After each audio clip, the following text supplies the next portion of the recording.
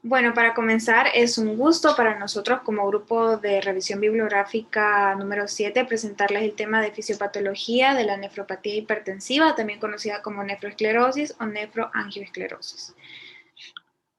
Aquí tenemos a los integrantes. Mi nombre es Claudia Martínez y es un gusto para mí hablarles un poquito acerca del tema con la introducción. Entonces, comencemos. El término de nefroesclerosis o nefropatía hipertensiva suele aplicarse a la enfermedad renal crónica que complica la hipertensión arterial esencial. En la práctica, la nefroesclerosis es una entidad con perfiles clínicos poco concretos, que se agrupan los pacientes hipertensos con una enfermedad renal crónica en la que no se aprecian causas reconocibles de otra patología. La hipertensión arterial se ha considerado una causa muy importante de la enfermedad renal crónica y es un acompañante en muchos pacientes en algún momento cuando cursan la enfermedad. En la visión epidemiológica tenemos que la enfermedad renal crónica ha experimentado un cambio notable en las últimas 2 décadas, que al principio se había restringido a patologías de incidencia baja como las nefropatías clásicas. En esas tenemos las glomerulopatías, las enfermedades quísticas, las nefropatías intersticiales y en un ámbito especializado de atención médica que tenemos la nefrología. Pero después la enfermedad renal crónica fue tomando importancia debido a su afectación significativa en la población, más que todo debido al envejecimiento y también por los 3 trastornos altamente prevalentes que tenemos: la hipertensión arterial, también tenemos la diabetes y también las enfermedades vasculares. En la nefroangioesclerosis, la lesión microscópica más importante o más característica es la hialinosis de las arteriolas aferentes.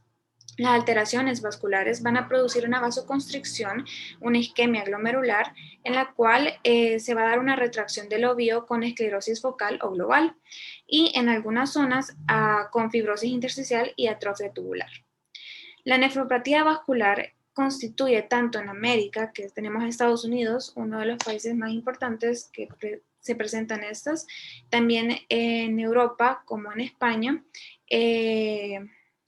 se conoce como la segunda causa de enfermedad renal crónica terminal. Sin embargo, en esta la aparición es muy poco, que se va a presentar una confirmación solamente por la histología. El diagnóstico de la nefroesclerosis suele hacerse por exclusión ante la ausencia de datos de otro tipo de nefropatías y también por la situación clínica indicada como la edad.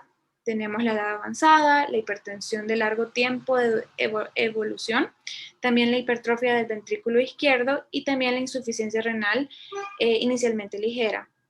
Y también se considera la proteinuria inferior de 0,5 a 1 gramos sobre 24 horas. Bueno, y ahora para continuar y entrar en lo esencial de la patología, tenemos las características histológicas y estructuras afectadas. En la nefroesclerosis hipertensiva tenemos que se comprometen todos los niveles del sistema renal, tanto vascular como glomerular y también túbulo intersticial. Entonces, para hablar acerca de la afectación vascular, tenemos que saber que se van a dar 2 cambios. Tenemos uno que va a ser la hipertrofia de la media con un engrosamiento fibroblástico intimal que va a llevar al estrechamiento de la luz vascular. Y también tenemos la hialinosis arteriolar, en la cual los depósitos hialinos ocurren en puntos donde la musculatura lisa es deficiente, favoreciendo la exudación de proteínas plasmáticas ante un aumento en la tensión luminal y la permeabilidad capilar. Entonces tenemos la primera figura que va a estar dada por tensión de tricómico de Manson, que se observa una arteria con fibrosis intimal y una reduplicación de la elástica interna. Adyacente de esta se puede observar un glomérulo esclerosado, áreas de fibrosis intersticial y atrofia tubular y una arteriola con hialinización de su pared. Ya en la siguiente imagen también vamos a tener en la figura 2 una arteria intrarrenal con severa fibrosis intimal que obstruye la luz aproximadamente en un 80%. Las flechas verdes van a señalar el límite de la capa media, no sé si aquí, al límite de la capa media muscular, y todo lo que hay hacia su parte interna es la proliferación fibrosa que obstruye la luz, y eso también va a estar dado por la tinción de tricómico de Manson. Entonces hasta aquí llega mi parte y los dejo con mi compañera que va a explicar el resto. Afectación glomerular. El glomérulo puede mostrar tanto compromiso global como una esclerosis focal y segmentaria. Esta esclerosis global refleja una lesión isquémica que lleva a la pérdida de las nefronas. Entonces, histológicamente, o todo el glomérulo puede estar comprometido o puede estar colapsado, que esto quiere decir que el espacio de Bowman se llena con depósitos de material de colágeno. En la imagen lo que podemos observar que por medio de una tinción de plata metenamina, a la izquierda vamos a ver un glomérulo con esclerosis isquémica, caracterizado por el colapso del penacho esclerosado y fibrosis alrededor. Luego también podemos tener una afectación túbulo-intersticio. El compromiso tanto vascular como glomerular se asocia a menudo con una nefritis intersticial severa. Entonces, las condiciones hipóxicas van a favorecer la transdiferenciación de las células tubulares en miofibroblastos, promoviendo la fibrogénesis. Este hallazgo se observó en una experimentación con animales que tienen una estenosis severa de la arteria renal principal, que además se acompañaba tanto de una atrofia tubular como de una nefritis intersticial crónica intensa. En la imagen podemos ver que por medio de una tinción de Paz, ahí se ve un engrosamiento o una irregularidad de las membranas tubulares que corresponde a zonas de atrofia tubular. Luego, en esta imagen, por medio de una tinción de tricrómico de Mason, se observan más zonas de fibrosis en el fragmento inferior, con una distribución en bandas y un aspecto hipoperfundido en alguno de los glomérulos, inclusive con cierta fibrosis periglomerular. Luego, en una hipertensión maligna, vamos a observar dos alteraciones histológicas a nivel vascular. En la imagen de la izquierda tenemos la primera alteración, que es la necrosis fibrinoide de las arteriolas, que en esta se pierde el detalle citológico y la pared adquiere un aspecto eosinófilo borroso debido al depósito de fibrina, y la inflamación es inexistente o mínima. Y en la imagen de la derecha, una arteriolitis hiperplásica, que se debe al engrosamiento de la íntima en las arterias y las arteriolas interlobulares debido a la proliferación de células del músculo liso y a la acumulación de material de tinción clara que parece presentar acumulaciones de proteoglucanos y proteínas plasmáticas, y que también se le puede llamar lesión en capas de cebolla. Vamos a hablar sobre la fisiopatología de la nefropatía hipertensiva. Hay varias alteraciones en diferentes niveles, tanto vascular, glomerular y túbulo intersticial. Iremos detallando cada una de ellas a continuación. Antes de hablar del compromiso vascular, es necesario recordar que en nuestro cuerpo existen diferentes mecanismos que intervienen en la regulación de la presión arterial. A nivel renal hay uno bastante importante, que es la vasoconstricción autorreguladora de la vasculatura preglomerular. Esta es una protección primaria contra daño renal hipertensivo, que evita que los aumentos de la presión arterial sistémica sostenida alcancen completamente la microvasculatura renal, de tal manera que el flujo sanguíneo renal y las presiones hidrostáticas glomerulares se mantienen relativamente constantes. Pero este mecanismo adaptativo, al igual que otros mecanismos en nuestro cuerpo, tienen un límite, y si se llega a superar este límite se puede producir daño tisular. A nivel vascular se dice que hay una disfunción endotelial debido a una disminución en la disponibilidad de óxido nítrico, que puede ser debido a una reducción en su síntesis por parte de las células endoteliales o a un aumento sanguíneo de los inhibidores de la óxido nítrico sintasa, tales como la dimetilarginina simétrica. Asimismo, se dice que hay una mayor cantidad de sustancias vasoconstrictoras derivadas del endotelio, tales como la angiotensina 2.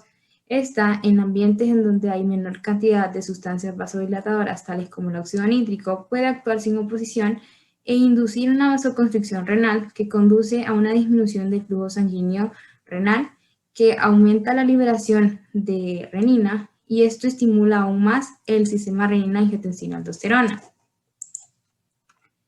Si el estímulo persiste, puede llevar a una desintegración endotelial y al final a una rarefacción vascular, que se define como una insuficiente ramificación o pérdida de ramificaciones en la microcirculación, que se ha considerado como algo patológico de la hipertensión.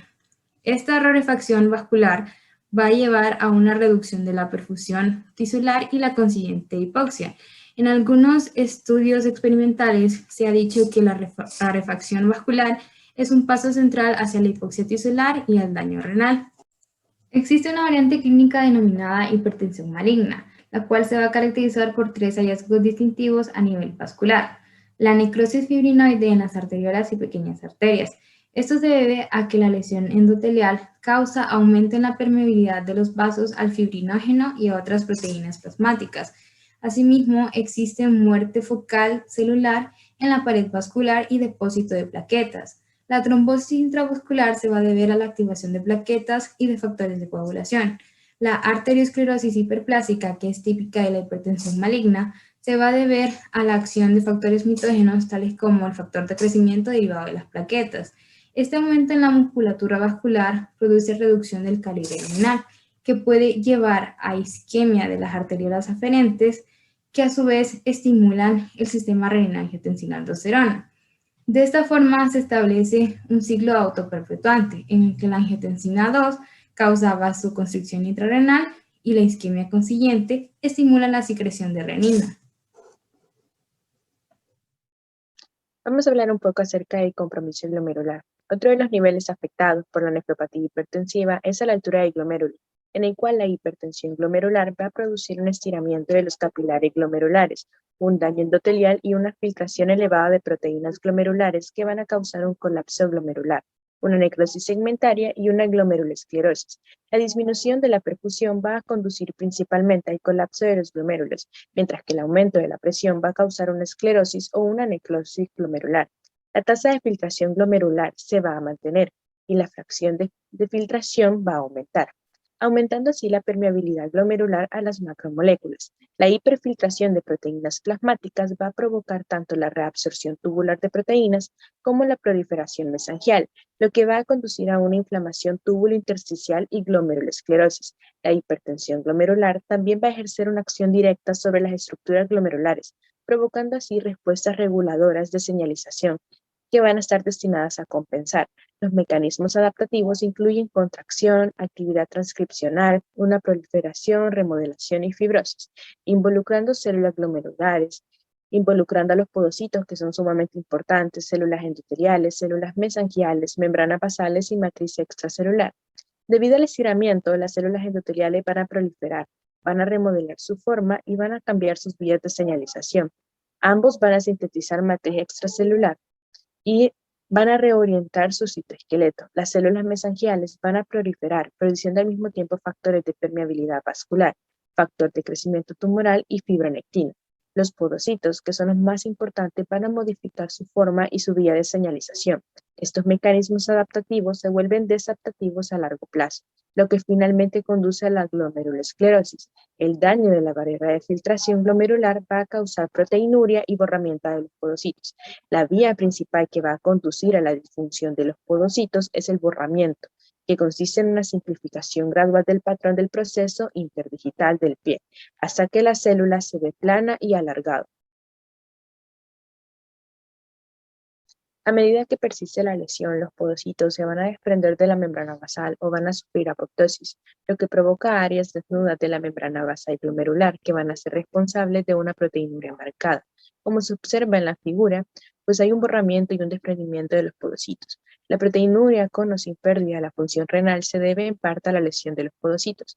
Además, tanto la angiotensina 2 como las especies reactivas de oxígeno pueden causar directamente apoptosis e hipertrofia de los podocitos.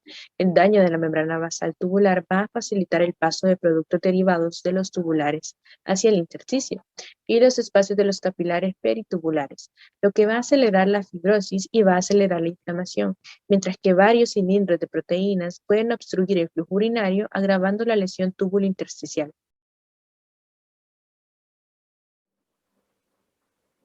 Describa en qué consiste el compromiso túbulo-intersticial. El efecto de la angiotensina 2 es particularmente evidente a nivel medular, donde se estimula la reabsorción de sal y agua en múltiples segmentos de la nefrona.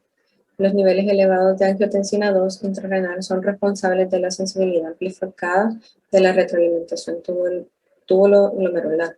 además de estimular la secreción de aldosterona de la corteza suprarrenal, lo que provoca una reabsorción aumentada de sodio y agua en el túbulo distal y la expresión de la endotelina 1 renal. La angiotensina 2 es capaz de generar respuestas inflamatorias a través de la proliferación y diferenciación de los monocitos y macrófagos. Así también estimula la producción de las especies reactivas de oxígeno al inducir la expresión de la nicotamina, adenina, dinucleótido fosfato oxidasa vascular y endotelina 1 en los riñones. Se ha demostrado que la angiotensina 2, tanto como hipertrofia como la proliferación de células mesenquimales, estimulan, ya sea directamente o mediante la expresión del factor de crecimiento transformante beta, los procesos de proliferación de apoptosis y síntesis de colágeno. Finalmente van a causar una remodelación tisular y esto va a aumentar la proliferación de los fibroblastos intersticiales, así como disminuye la apoptosis en las células intersticiales residentes. Aparte de la angiotensina 2, otros componentes del sistema renina-angiotensina están implicados en el daño renal inflamatorio fibrótico. Uno de los más importantes es la aldosterona, que ejerce una acción prooxidante a través de las diferentes vías, incluso los mecanismos dependientes de la NADPH oxidasa.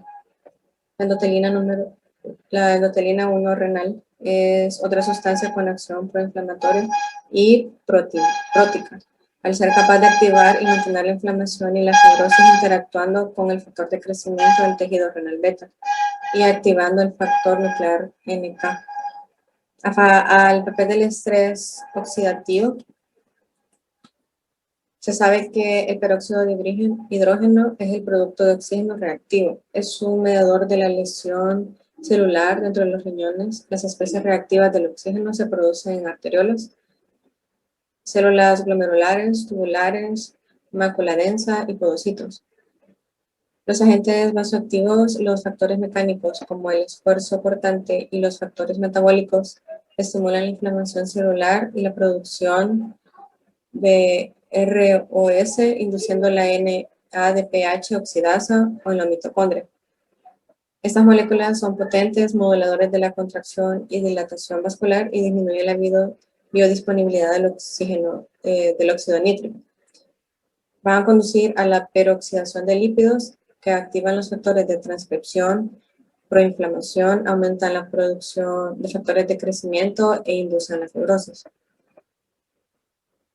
Se puede mejorar el tono arteriolar aferente y la reactividad tanto de forma indirecta o mediante la retroalimentación túbulo-glomerular, como directamente mediante los mecanismos microvasculares que disminuyen las respuestas del factor relajante derivado del endotelio del óxido nítrico.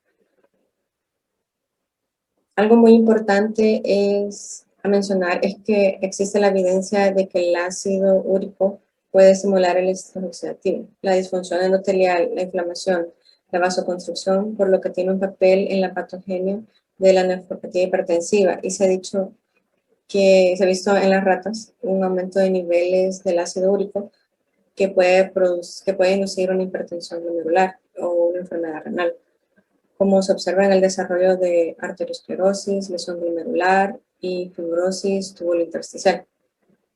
Vamos con los factores de riesgo para nefroesclerosis, ¿verdad? La nefroesclerosis es el término utilizado en la patología renal, ¿verdad? Y esta está asociada a esclerosis de las arterias y arteriolas y pequeñas arterias, ¿verdad? Renales, esto está estrechamente relacionado con lo que es la hipertensión y que puede ser tanto la causa como la consecuencia de una nefroesclerosis, ¿verdad? En la cual los vasos se encuentran con paredes engrosadas y que pueden llegar a presentar estenosis de su luz. También puede dar lugar a lo que es una isquemia focal, y esta isquemia llega a producir lo que es una glomerulosclerosis y una lesión túbulo intersticial, ¿verdad? Crónica. Y esto produce lo que es una reducción de la masa renal funcional. Y bueno, en la literatura de Robbins, Patología Estructural y Funcional, nos menciona que a la autopsia La nefroesclerosis se asocia con una edad avanzada y es más frecuente en sujetos de raza negra que en los de raza blanca, ¿verdad? También puede, se menciona que la hipertensión y que la diabetes, ¿verdad? Aumentan la incidencia y la gravedad de las lesiones. Bueno, aquí tenemos también otros factores en la que se encuentra la edad avanzada, que es más frecuente en sujetos de raza negra que en los de raza blanca, la hipertensión, la diabetes, mellitus, la obesidad, la resistencia a la insulina y el tabaquismo y la dieta con abundante cantidad de lípidos, ¿verdad? Pero ¿por qué la edad avanzada, verdad? La edad avanzada o el envejecimiento suele acompañarse de lo que es una oclusión de vasos coronarios y de otros de la circulación en general. Así también aumenta la probabilidad de desarrollar lo que es una hipertensión conforme aumenta la edad, ¿verdad? También tenemos que mencionar que con respecto a la raza, como sabemos, la hipertensión se presenta en mayor frecuencia en sujetos de raza negra o de ascendencia africana. En el sobrepeso y la obesidad, cuanto una persona más pese, más sangre se necesita para suministrar oxígeno y nutrientes a los tejidos, ¿verdad? Y a medida que la cantidad de sangre que fluye a través de los vasos sanguíneos aumenta, también aumenta lo que es la presión en las paredes de las arterias. ¿Por qué el consumo del tabaco? El fumar o también mascar tabaco no solo aumenta de inmediato la presión arterial, sino que las sustancias químicas que contiene el tabaco puede llegar a dañar el recubrimiento de las arterias o de las paredes de las arterias. Y también la dieta con abundantes lípidos. ¿Por qué? Porque estos se pueden llegar a depositar en las arterias o arteriolas y esto puede llegar a generar lo que es una inflamación, una fibrosis local de los vasos pequeños, y si la arteria renal se afecta y daña la microcirculación glomerular, esto ocasiona una glomerulosclerosis crónica. Bueno, el daño vascular es considerado el origen de la nefropatía hipertensiva. Partiendo de este dato, ¿verdad? Cualquier patología que produce daño vascular sería un factor predisponente, como por ejemplo la hipertensión arterial maligna, la arteritis o coagulopatías. Con respecto a la nefroesclerosis hipertensiva, ¿verdad? La hipertensión sistémica origina un daño renal permanente. Y eso es importante porque es en cerca del 6% de las personas hipertensas. Y hasta un 27% de los individuos con nefropatía terminal tiene hipertensión como causa primaria. El libro de Harrison nos menciona que no se ha detectado una correlación neta entre la gravedad o duración de la hipertensión y el riesgo de daño a órgano terminal, ¿verdad? Y la nefroesclerosis hipertensiva muestra una frecuencia, ¿verdad? 5 veces mayor en estadounidenses de raza negra que en caucásicos o personas de raza blanca. También es importante mencionar que los alelos peligrosos, ¿verdad? Vinculados con el APOL1, que es un gen funcional para la apolipoproteína L1 y que está expresado en los podocitos, explican gran parte del mayor número de pacientes con enfermedad renal en etapa terminal entre los individuos de raza negra, ¿verdad? Y entre los factores de riesgos coexistentes para que el problema evolucione a una nefropatía terminal están la edad, el sexo, la raza, el tabaquismo, la hipercolesterolemia y la duración de la hipertensión, el peso natal bajo y daño renal preexistente.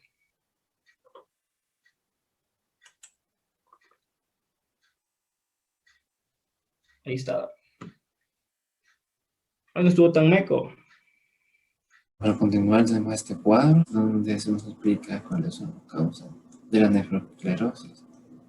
Ya sabemos que nefroesclerosis significa literalmente un endurecimiento renal y el resultado final de una sustitución del parénquima renal normal por un tejido más denso con abundante componente colágeno.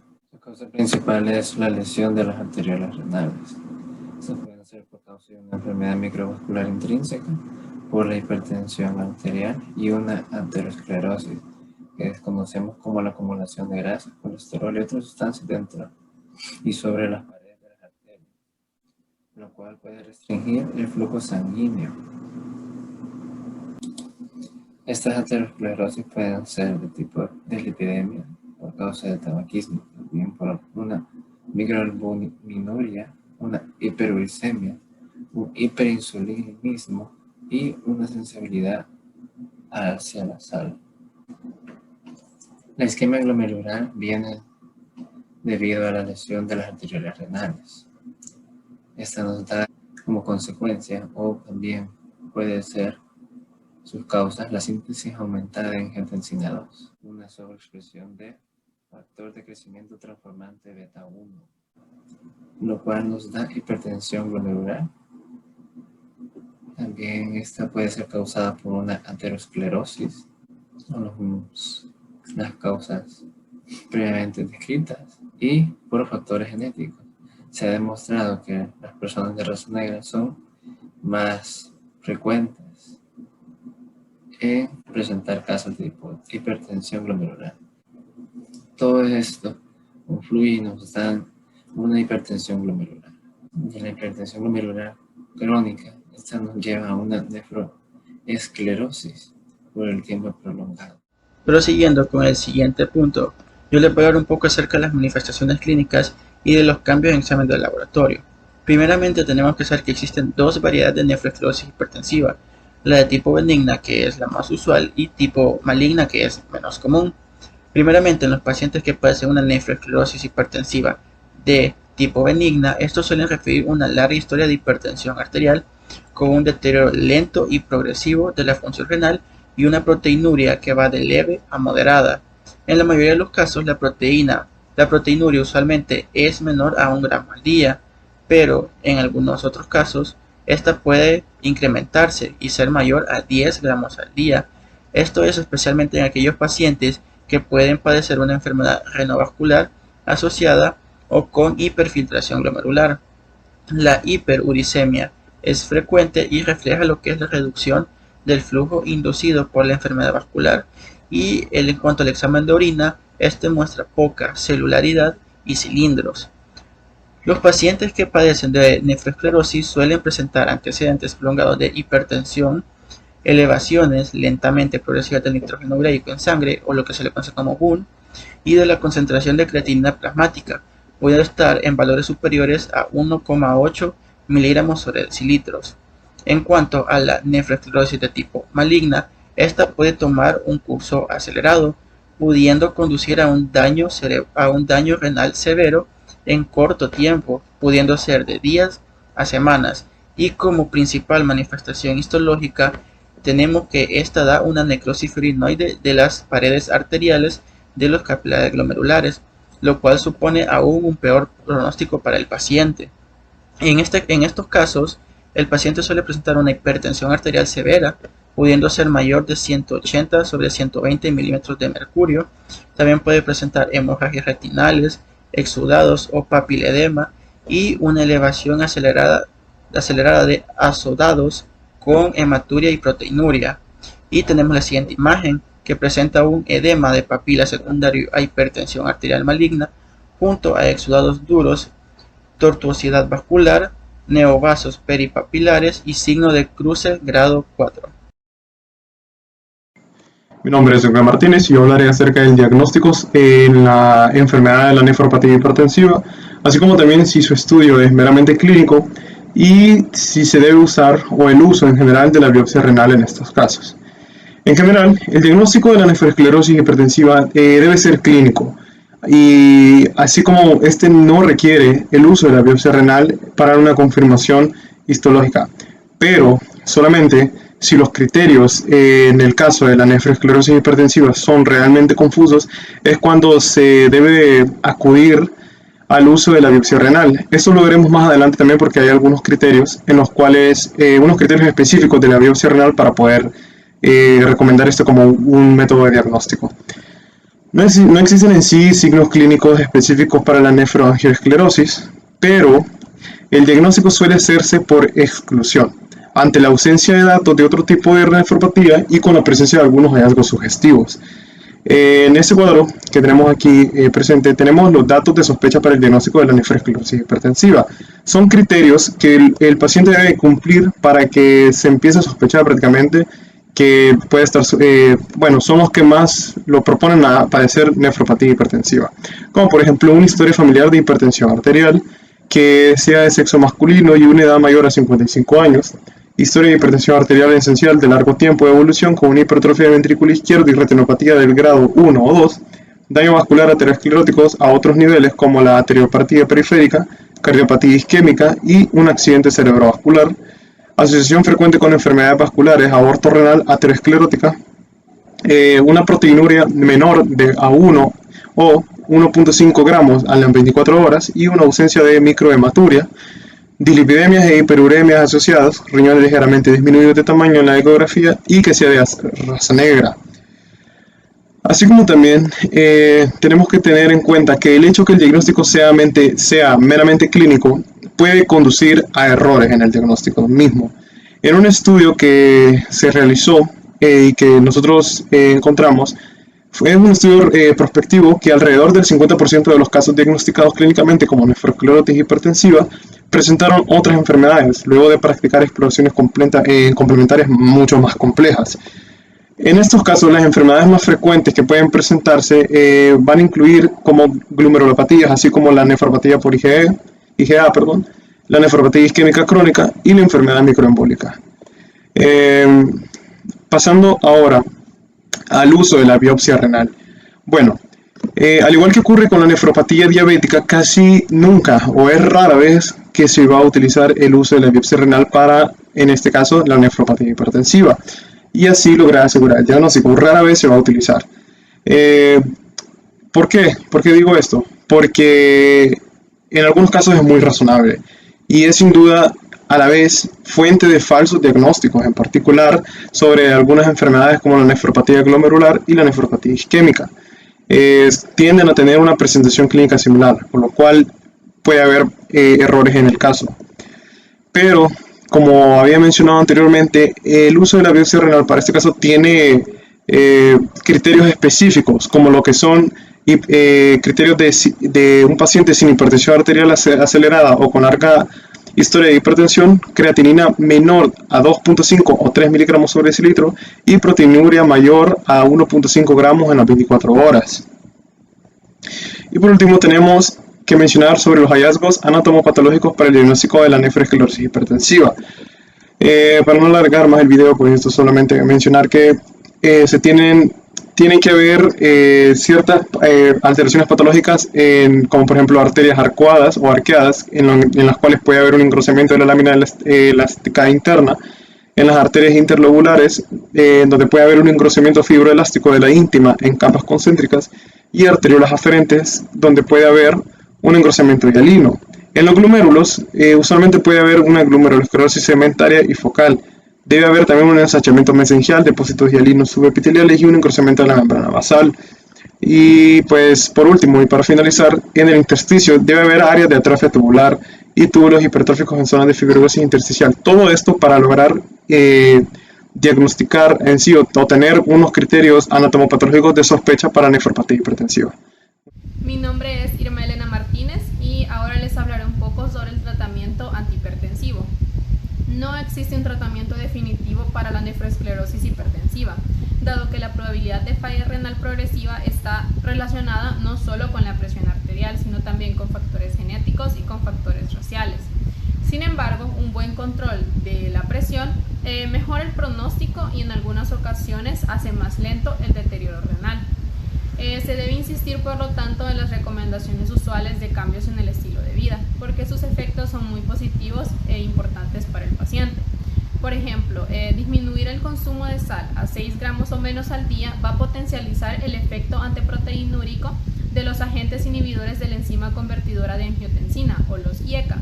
Algunas de las recomendaciones para la prevención del tratamiento de la hipertensión arterial son las siguientes: pérdida de peso en sujetos con sobrepeso u obesidad, llevar una dieta cardiosaludable como por ejemplo la dieta DASH, una reducción del contenido de sal en la dieta, como ya lo mencioné anteriormente.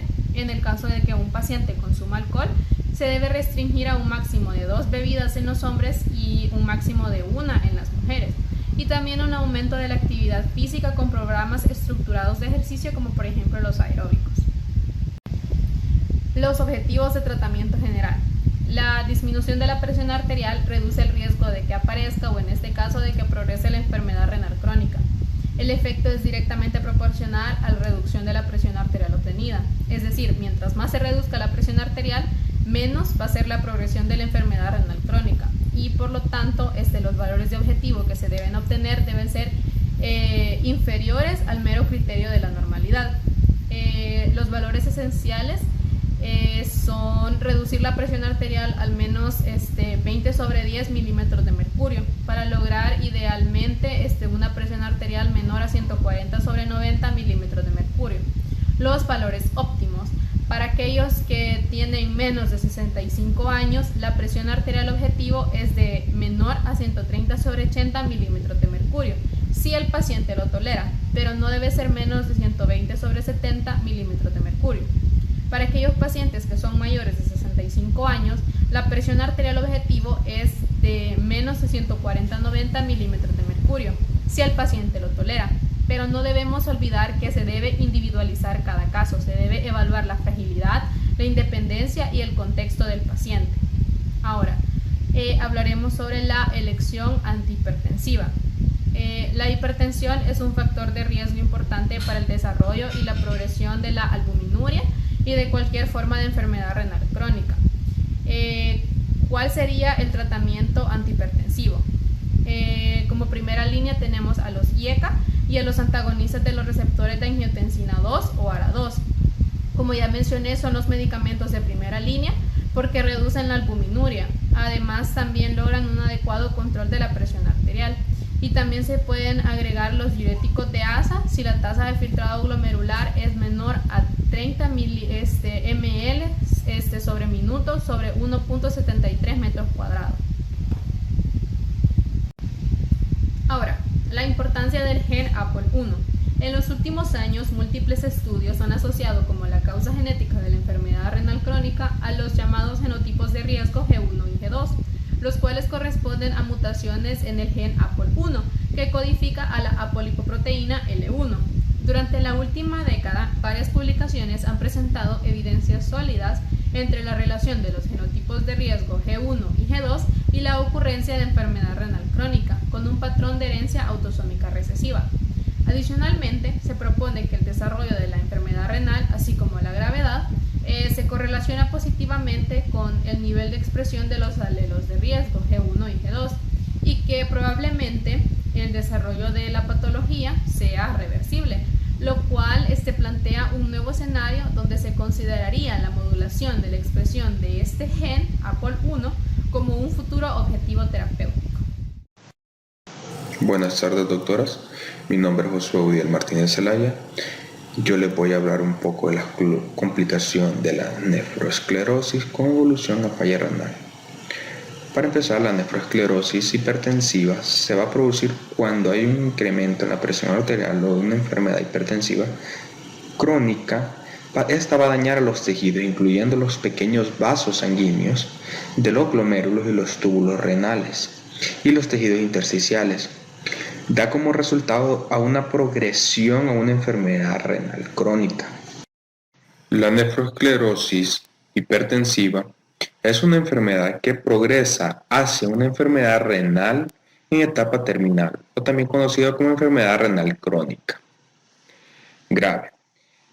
Pero esto solo sucede en un pequeño porcentaje de los pacientes. Sin embargo, como estas patologías acompañadas con hipertensión arterial son tan comunes, se considera una de las principales causas para su evolución a enfermedad renal crónica grave. Las lesiones vasculares ateroscleróticas se relacionan con la hipertensión en el riñón. Esto afecta principalmente las arteriolas preglomerulares, lo que conlleva cambios isquémicos al glomérulo y estructuras postglomerulares. Hay estudios en animales que dicen que cuando el riñón pierde la autorregulación del flujo sanguíneo que pasa sobre él, esto va a generar mayor presión en el glomérulo, produciendo así una hipertrofia e hiperfiltración en el glomérulo, dando como resultado una esclerosis glomerular segmentaria.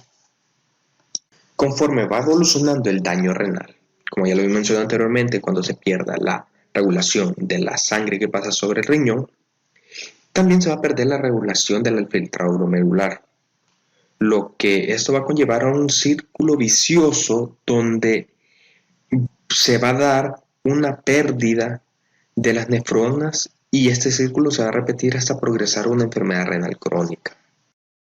En la nefroesclerosis hipertensiva, bien se sabe que hay compromiso renal, pero también está afectando otros órganos blancos como el corazón y el cerebro o la circulación periférica, llegando a generar cardiopatía isquémica y enfermedades cardiovasculares.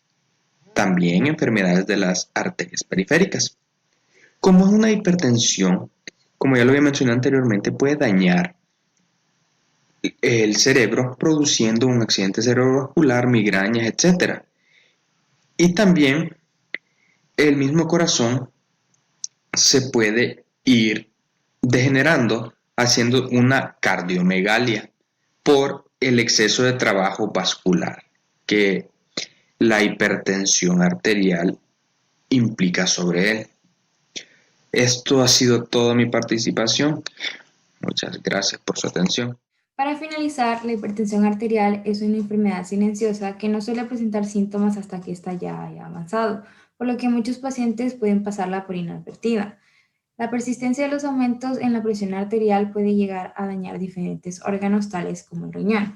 En este caso se ha asociado más a nefroangiosclerosis, una patología que afecta a diferentes niveles, tanto vascular, glomerular y túbulo intersticial.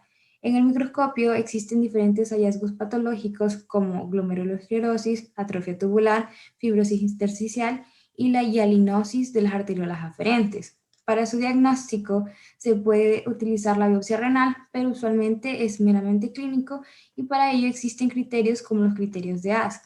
En el caso del tratamiento, este puede ser farmacológico, que se recomienda preferiblemente como primera opción agentes bloqueadores del sistema renina-angiotensina-aldosterona, ya que estos están implicados en su fisiopatología y ofrecen un efecto renoprotector. Asimismo, es importante recalcarle al paciente un tratamiento no farmacológico, como cambios en el estilo de vida. Y en el caso de algunos pacientes, fármacos como las estatinas, con el fin de controlar y o disminuir el riesgo cardiovascular, debido a que muchos pacientes hipertensos no solamente presentan hipertensión, sino que esta se viene acompañada con diferentes comorbilidades como la diabetes y la aterosclerosis. Otra cosa importante a mencionar es que la nefroangiosclerosis está relacionada con la enfermedad renal crónica, por lo que los pacientes hipertensos hay que tenerlos en control con exámenes rutinarios de laboratorio para la búsqueda de signos que puedan indicarnos afectación renal avanzada.